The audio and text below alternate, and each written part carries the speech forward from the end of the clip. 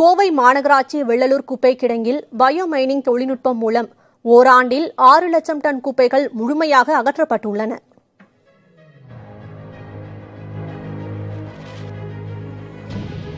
கோவை மாநகராட்சியின் 100 வார்டுகளில் நாள்தோறும் சுமார் 1000 டன் குப்பைகள் சேகரமாகின்றன.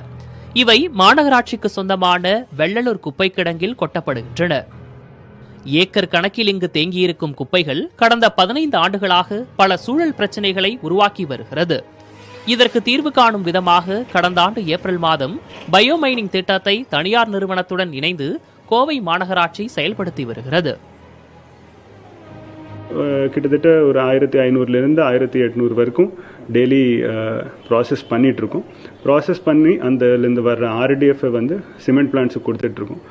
இந்த பயோமைனிங் திட்டம் மூலமாக 60 ஏக்கர் வெள்ளலூரில் வந்து இருக்கிற லெகசி வேஸ்ட்டை கிளியர் பண்ணி அந்த நிலத்தை வந்து வேறு பயன்பாட்டுக்கு வந்து நம்ம கொண்டு வரலாம். இப்போ இந்த 60 ஏக்கரில் 15 ஏக்கர் வந்து கிளியர் ஆகிருக்கு. அந்த 15 ஏக்கரில் வந்து ட்ரீ பிளான்டேஷன் வேர்ல்டு எர்த் டே அன்னைக்கு அடுத்த மாதம் பண்ணுறதுக்கு வந்து பிளான் பண்ணிகிட்ருக்கோம். வெள்ளலூர் குப்பை கிடங்கில் சுமார் 120 ஏக்கர் பரப்பளவில் பழைய குப்பைகள் தேங்கி கிடக்கும் நிலையில் 66 ஏக்கரில் உள்ள 17 லட்சம் டன் குப்பைகளை அகற்றுவதற்கு முதற்கட்டமாக திட்டப்பணிகள் துவங்கப்பட்டு நடைபெற்று வருகிறது. கடந்த ஓராண்டில் சுமார் 6 லட்சம் டன் குப்பைகள் அகற்றப்பட்டுள்ளன. அது மொத்தம் கிட்டத்தட்ட ஒரு அப்ராக்சிமேட்டாக ஒரு 68லேருந்து 70 ஏக்கர் பக்கம் கொடுத்துருக்காங்க. அதுக்குள்ளே அந்த குப்பை இருக்குது. எங்களுக்கு அலாட் பண்ண டைம் வந்து 2 வருஷம். இந்த மழை காலம் இல்லாமல் ஒரு மொத்தம் ப்ராசஸிங் டைம் 24 hours. எங்களுக்கு ஒரு 1.5 வருஷம் கிட்டத்தட்ட இருக்குது.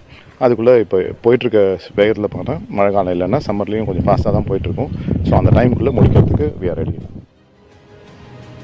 குப்பைகள் அகற்றப்பட்ட இடத்தில் மரக்கன்றுகள் நடப்பட்டு பூங்காவாக மாற்றும் திட்டம் தொடங்கியுள்ளது. இதுபோன்ற திட்டம் அனைத்து குப்பை கிடங்குகளிலும் செயல்படுத்தப்பட்டால் குப்பை பிரச்சினைக்கு தமிழ்நாடே முழு தீர்வை கண்டுவிட முடியும். புதிய தலைமுறைக்காக ஒளிப்பதிவாளர் தீபனுடன் செய்தியாளர் சுதீஷ்.